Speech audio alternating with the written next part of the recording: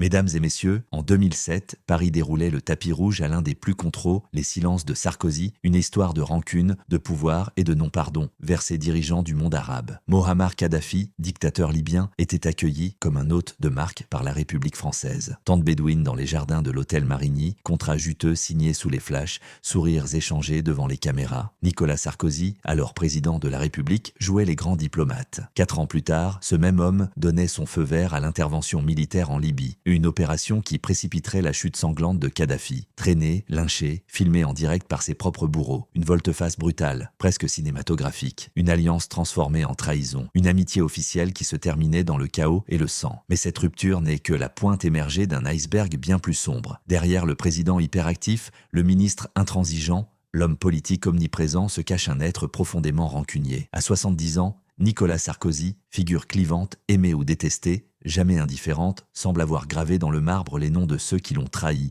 humilié ou simplement croisé de travers. 5 noms, 5 visages, 5 histoires qu'il n'a jamais digérées. De l'Élysée au prétoire, entre vengeance politique et blessures personnelles, plongeons dans les silences bruyants de l'homme qui, plus que tout, ne pardonne pas. Une identité forgée dans l'exil et l'ambition née en janvier 1955 à Paris, Nicolas Sarkozy est le fruit d'un croisement historique et culturel singulier. Son père, Paul Sarkozy, aristocrate hongrois exilé après la Seconde Guerre mondiale. Sa mère, André Mallat, issue d'une famille juive séfarade. Entre deux mondes, deux histoires, deux exils, le jeune Nicolas grandit dans le quartier bourgeois de Neuilly-sur-Seine, où il développe très tôt un appétit insatiable pour le pouvoir. Diplômé en droit de l'université de Nanterre, il prête serment comme avocat. Mais son vrai terrain de jeu, c'est la politique. En 1983, à seulement 28 ans, il devient le plus jeune maire de Neuilly. Un tremplin, une promesse, et surtout, une démonstration. Sarkozy ne fait pas dans la demi-mesure. Il gravit les échelons du RPR, puis de l'UMP, à une vitesse fulgurante. Ministre du budget, de l'intérieur, de l'économie. À chaque portefeuille,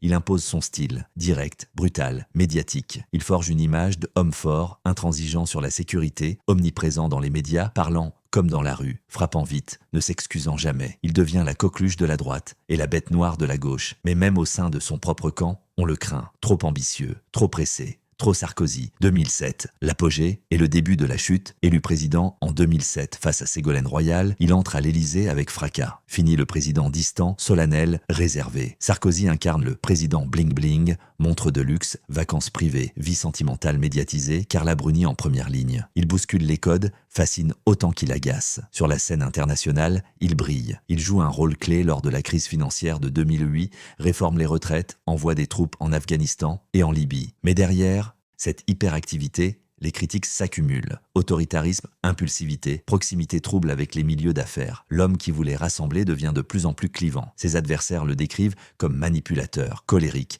obsédé par l'image. Pourtant, il fascine. Chaque mot, chaque geste est scruté, décortiqué, commenté. Mais en 2012, la machine s'emballe. François Hollande le bat. Une défaite vécue comme une humiliation personnelle. Beaucoup y voient la sanction d'un quinquennat trop brutal, trop médiatique, trop Sarkozy. Pourtant, il ne disparaît pas. Il revient, toujours. Président de l'UMP, candidat à la primaire de 2016, jusqu'à ce que la justice, implacable, vienne gripper la mécanique. La liste noire, 5 noms, 5 rancunes. Derrière cette trajectoire météorique se cache une longue liste de conflits, de trahisons, de silences lourds de sens. Voici les 5 figures qui ont marqué, et peut-être hanté, Nicolas Sarkozy. 1. Jacques Chirac, le père politique trahi. Au départ, Sarkozy est le fils de Chirac. Mais en 1995, il commet l'impensable. Il soutient Édouard Balladur contre le roi Jacques à la présidentielle. Une trahison que Chirac ne pardonnera jamais. Pendant des années, il le tient à l'écart, le méprise, le marginalise. Même en 2007, quand Sarkozy entre à l'Élysée, il ne cache pas son mépris pour son ancien mentor. On murmure qu'il l'aurait surnommé le roi fainéant. Et quand Chirac meurt en 2019, Sarkozy ne se rend pas à ses obsèques. Une absence lourde de sens, une rancune qui traverse les décennies.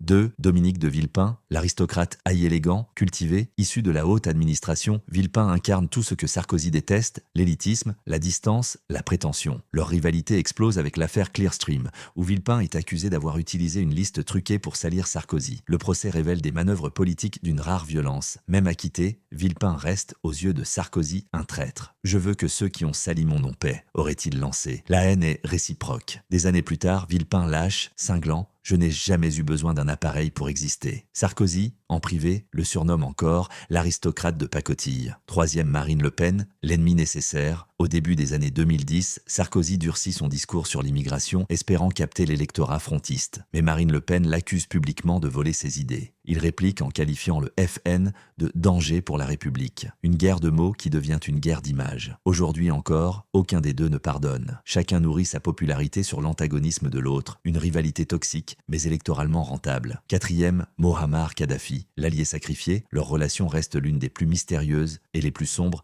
de la carrière de Sarkozy. En 2007, Kadhafi est reçu comme un roi. En 2011, Sarkozy devient l'un des principaux artisans de sa chute. Coïncidence, règlement de compte ou tentative désespérée d'effacer toute trace d'un financement présumé de sa campagne. Des documents, des témoignages, des enquêtes, tout pointe vers un versement de 50 millions d'euros venus de Tripoli. Sarkozy crie au complot, mais le doute persiste. Et en 2018, il est mis en examen pour corruption passive et financement illégal de campagne. Dans un meeting, il lâche, presque malgré lui. « Moi, je n'ai pas tué Kadhafi. » Un lapsus, un aveu déguisé, personne ne le saura jamais. 5. François Hollande. L'humiliation incarnée. En 2012, Hollande met fin au règne Sarkozy. Une défaite vécue comme une trahison nationale. Depuis, la guerre froide ne cesse. Sarkozy traite Hollande de calamité, de président amateur. Hollande, lui, répond par le mépris glacé de l'ironie, aucune poignée de main sincère, aucun geste d'apaisement. Dans leurs mémoires respectifs, chacun assassine l'autre à coups de phrases cinglantes. Leur rivalité n'est plus politique, elle est personnelle.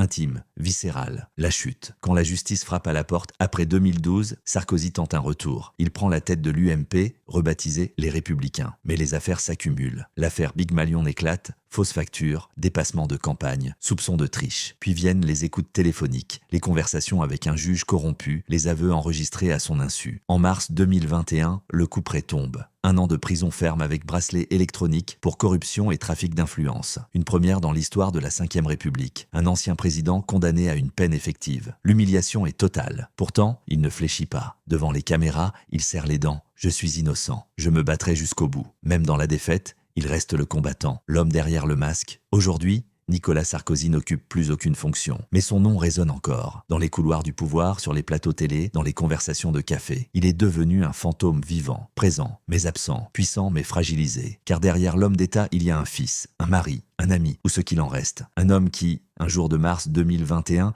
s'est rendu seul au cimetière de Neuilly pour se recueillir sur la tombe de sa mère, sans garde du corps, sans journaliste, juste lui, ses souvenirs, et ses silences. Il n'a jamais tendu la main à Chirac. Il nie toujours tout lien avec Kadhafi. Il insulte encore Villepin en privé. Il méprise Hollande. Il observe, impuissant, la montée de Le Pen. Et Carla Bruni, dans une confidence rare, résume tout. Nicolas n'oublie jamais rien. Il pardonne difficilement. Conclusion, peut-on gouverner sans jamais pardonner? Le pardon n'efface pas les fautes, mais il allège les âmes. Sarkozy, lui, a choisi de porter le poids de ses rancunes comme une armure. Chaque trahison, chaque humiliation, chaque défaite a nourri sa détermination, mais aussi sa solitude. Aujourd'hui, il marche dans l'ombre de ses propres silences. Et l'histoire, elle, ne pardonne pas davantage. Car derrière chaque victoire politique, il y a parfois un champ de ruines humaines. Et derrière chaque homme de pouvoir, une âme qu'on oublie trop souvent d'interroger. Merci d'avoir regardé. N'oubliez pas de liker, partager et vous abonner pour ne manquer aucun de nos portraits politiques. Car dans le jeu du pouvoir, les vraies batailles se jouent dans l'ombre.